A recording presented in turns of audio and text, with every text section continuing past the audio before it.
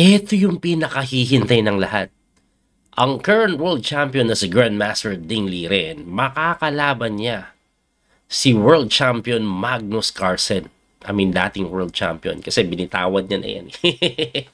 Nagpaubaya na siya di ba? Anyway, nung nakaraan, naglaban sila sa Fisher Random, nanalo si Magnus dun eh. Pero eto, chess na to. Totoong chess na to.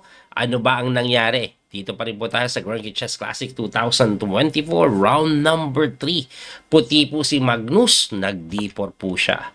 Nag-Knight F6 si Ding Liren, C4, E6, aba Nimso. Nimso or Catalan niya, nag-Knight F3, D5 na nga. At pag nag-G3 yung Magnus, Catalan. Kaso kinapture niya yun, naging Queen's Gambit, Exchange Variation, binawi ng pawn, Knight C3, and then C6. Napaka-solid ng approach ni Ding Liren, no? Nag-Bishop F4 yan, Bishop F5. Nag-E3, Knight BD7, Knight H4, pinapatay agad yung bishop na tumakbo sa may E4. Nakakapagtaka, no? Libre pa rin yan. Magpo-pontex po yan, tapos ang thread, ganito, kukulungin tong kabayo. Kaya ang ginawa po niyan, F3, tumakbo sa G6 na kung saan tinira ni Magnus ang napaka-agresibong tira. G4 lang mo. Umaatake na kaagad sa may king side na sinagot ng Bishop E7 lang eh. Nag-Knight takes G6 na si Magnus, binawi po yan ng pawn, and then nag-Queen C2 para saan magkakasling po sa queen side na sinagot ng Knight F8 ni Ding Liren. Para saan naman yan? Kasi pagkakasing sa queen side, Knight sa E6, ayun. So, iniikot na yung kabayo kasi walang ginagawa sa D7. Ang ganda ng tutok sa bishop dyan sa F4. Kaya napatakbo yan sa G3. Tapos, bishop G6 lang, pidalit to. Pagka bishop G6, nag-bishop E1, umiwas. Ayaw ipalit-palit. Kasi, balik ko lang, no? Masyado po kasi magiging komportable yan pag pinalit mo. Tapos, maaring pagkakasling, pipilahan na lang po yung H-pawn. Ganun mangyayari dyan eh. Kaya itinakbo. O, pagkatakbo, nag-Queen C7, and then King B1 lang na medyo nakakapagtaka ng konti. Okay, ang Queen C7 kasi may dalawang reason yan eh. Pwede magkasing sa Queen side at pangalawa may pressure dito. Ang nakakapagtaka, bakit po hindi kinapture yan libre? Pag kinapture mo kasi iti-takes lang po yan. Pagka bishop takes, ito yung matindi dyan eh, mag-G5. Anong gagawin mo pagka G5? In case na tumalon yung kabayo, tulak to, halos makulong po yung bishop. Ngayon, pag kinapture mo naman yan, F4 eh. Ayan, kulong pa rin yung bishop. O, let's say, pumasok siya dyan. Nakapasok. Pagka Queen G2, nakulong yung bishop. So, balik po natin doon. Kaya po hindi tinakes yung H2 po. Nag-castling lang yan. Pagka-castling in, H4 na. Nag-King B8, nag-Rook G1, and then A6 ang kunat. Pero si Magnus Rook G2, napakakunat din na matirahan ng tore, no? Anyway, pagka-Rook G2, nag-G5. In H5 lang. Tapos dito na medyo nagsimula na pong sumabog yung posisyon. Kasi si Ding Liren, hindi na nakapaghintay. Bumiyak na sa gitna by playing C5. Gumulo pagka C5 eh. Bakit? Kasi pagka takes po dyan, bishop takes. Ito nangyayari ngayon. No? So may pressure po dito sa may D5 na isolated pero depensado naman. Meron pong pressure din sa E3 at ang ginawa nga ni Magnus dito matindi. Binigay po yung E3 pawn. Nag-Knight A4. No? Bakit niya binibigay? Kasi pagka takes, Queen B3, ayun. Dalawa threat niya. Isa, dalawa. Dahil nakapin, no? Ayan, Bishop takes H6 or A6. Kaya nag-D4 yan. Ngayon, pagka D4, magtataka siguro kayo, Coach, di ba may capture nga dito? Ayan, no? O, ba't ginawa yon? Hindi po pala ganun kaganda yan dahil may tiradang Rook C8 lang. No, matingin ka sa ilalim. May mga ganong idea. Though equal yan, pero hindi maganda dahil, ibalik natin doon, may mas maganda daw na tira yung ginawa ni Magnus. Rook C2, parang engine si Magnus. Nag-Queen D6 and then Bishop A5 lang. Inaatake yung tore na kung saan binigay. Kasi ang tinira po dyan, Queen D5.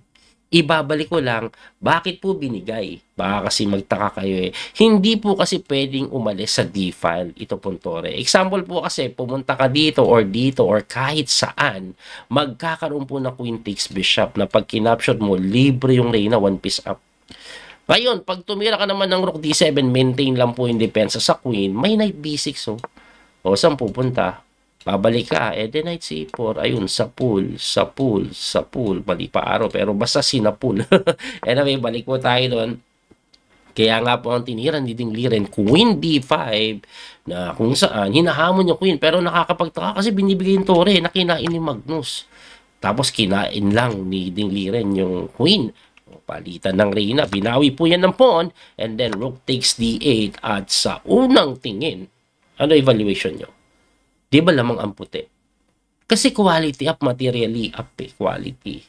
Ang kapalit po ng tore, isang kabayo. So, di ba, hindi maganda yon. Yes, totoo po, hindi maganda yun, lugi sa material. Pero, very solid po ang posisyon. Sabi po dito ng engine, lamang po ng konti ang puti. Pero, mahirap pong laruin. Kasi kung tingnan nyo ulit yung posisyon na ito, halos makulong na po yung kabayo eh. Halos makulong na yan eh. So, pwede po kasing tulakan na ganon, tapos may mga tulak later on, something like that, mabubuksan dito pag tumalon yung kabayo mo. Kaya si Magnus nagmadali, nag-knight c5, which is not that good daw. Ibabalik ko lang, ang pinakamaganda daw to maintain the advantage is bishop c4. Ano bishop c4, no? Pinapa b5 lang. Pero pag bishop c4 do, gaganito naman eh. Ayan o. Anyway, balik na tayo sa nangyari. Ang ginawa nga po ay nag-knight c5 na mali dahil may knight d5. Anong meron sa knight d5? May control po sa b4. Makikita nyo po kung bakit, no? Kasi pagka bishop d3 dito ni Magnus, nag-knight b4 na nga yan, knight takes e6, pawn takes e6, tapos nag-rook c5. Kala mo, winning na talaga kasi unti-unti nang napapalit yung pyesa. Pero hindi. Equal lang po ito according to engine evaluation ng pinapatira ng engine bishop f4. Ang tinira ni Ding Liren, rook d5, which is not so good daw. Ang gagawin lang, kakapturin lang daw yan. Pero alam nyo ba, pag tinex mo yan, kakapturin yan ng pawn. At kung susumahin mong mabuti yung posisyon, tingnan nyo pong mabuti ha, yung king hindi po makalabas. Yung knight na to, hindi na mapapalis yan kasi white yung bishop eh. No? Ngayon, may mga possible break. Example, bishop f4. O, magkiking move ka. Dito, ayun, no? Para maitulak. Naku po, makakapasok. Kaso, lamang biglang itim kasi may d3. O, hindi maiwanan. So, may pagka-solid talaga. Parang fortress. Kaya balik na tayo doon. Ang ginawa ni Magnus na rook c4. Kaya hindi niya po tinex eh. Kaso pagka rook c4, in a5 lang, depensa. Nag-bishop e4. Rook d6 lang umatras. Rook c5 ulit. Pero tinirahan lang po yan ng b6. And then nag-rook c4. Bumabalik lang. In e5 lang ni Ding Liren. At dito po, ano, medyo nasupresa ako sa tira. Pero katanggap-tanggap naman. Ang ginawa ni Magnus, brilliancy move daw eh. Rook takes knight. Sinacrifice. Bakit? Ibalik natin, no? Kasi kung hindi niya kakainin yan, hindi mo ma-activate yung king. Walang square. Covered. Hanip na yan, no? Antindi, oh. Hindi makagalaw yung king. Hindi makakatulong. Hindi makakatulong. Eh, yung Torrento, saan papasok? Wala din papasukan. Wala din papasukan. At hindi nga po maiwanan yung d-file dahil itutulak. Kaya Magnus, kinapture na lang yan. At sabi po ng engine, brilliant move. Bakit? Kasi pagka pawn takes, king c2. Anong plano ni Magnus? Eto plano niya guys. Gaganon yan, check doon, papasok siguro na ganon. Eh kahit paano, pag nawala yung g7, magiging pass po na halimaw yung pawn na nasa may h5. Pero si Ding Liren, kita ko plano mo boy. Sabi niya. Dahil yan ang plano mo, etong sayo. D3 lang. Number 1 engine move yan, pinakain yung pawn. No? Pinakain yung pawn, check. Okay? Ang ginawa ni Magnus, rook takes d3, rook takes d3, king takes d3, opposite bishop yan. Kahit na, hindi pala 1 pawn down, equal lang pawn, tapos opposite bishop. Ibalik ko lang, no? Bago po natin tuloy doon, coach, bakit kasi kinapture ng tore? Kung gusto ni Magnus magpilit, dapat eto daw eh. Yan ang gagawin mo. Bishop takes. Kaso, checking ka eh. Kasi nawala yung bishop dun eh. O, saka pupunta dito. O, babalik lang ulit. Bakit? Hindi po makagalaw yung tore, babagsak to. Pag ginanyan mo naman, capture, exchange. Pag bumalik yung king mo, checking ka na naman. Grabe, no? Anyway, kaya nag-rook takes, king takes, and then nag-bishop c1, hitting the pawn na hindi pinansin ng king c4 lang. Tapos, eto naman si Ding Liren, sa'yo na yung c4 ko, kiking mo ban lang kita. Bakit? Hindi po ito yung target ni Magnus. Ang target ni Magnus, pupunta siya dun. Kasi ito yung mabilis na pass pawn, no? Kaya inunahan na. Ngayon, pag tinakes mo naman kasi yan, lalapit lang dito yung king eh. Dahil yung pawn na to, madaling depensahan. Kahit one pawn up kasi, double pawn, opposite bishop pa, ang daling itabla. Kaya ang ginawa niya, nag-king d5. Ngayon, pagka king d5, coach, pwede bang depensahan or kainin yan while defending? Hindi. Kasi gaganon eh. Kaya ang ginawa ni Ding, binigay. Sa'yo na yan. Kinain yung e5. King e7. Naging F5, bishop dito lang. At kung titingnan yung mabuti, kahit na one pawn up si Magnus, opposite bishop, andaling itabla. Ang pinaka pawn break na lang kasi dito ni Magnus, let's say pupunta siya dyan sa G6, so na nga po yung nangyari, king F8 lang.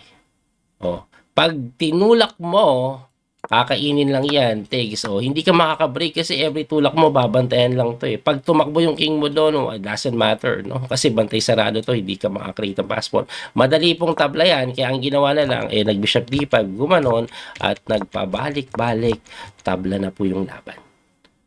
Grabe, no? Tindi ng ginawang fortress idea ni Ding Liren doon, quality doon, pero holdable. Holdable position. Tama ba yung English ko, holdable? Anyway, sana po may natutunan kayo at nag-enjoy sa video na to. So, after round 3, leading pa rin po si Richard Laporte with 2 points, no? Isang panalo, dalawang tabla. Ito naman po si Magnus, 1.5 together with Ding Liren, 1.5 din. Si Magnus natalo round 1 pero nakabawi kay Friedman nung round number 2. Abangan nyo po yung mga susunod natin na video. Muli ito po yung Coach PD Master Daniel Causo. Hanggang sa muli pagkikita. God bless po mga kabiyahe. Maraming salamat sa support. Bye-bye. That little mouse, 'cause I'm an albatross.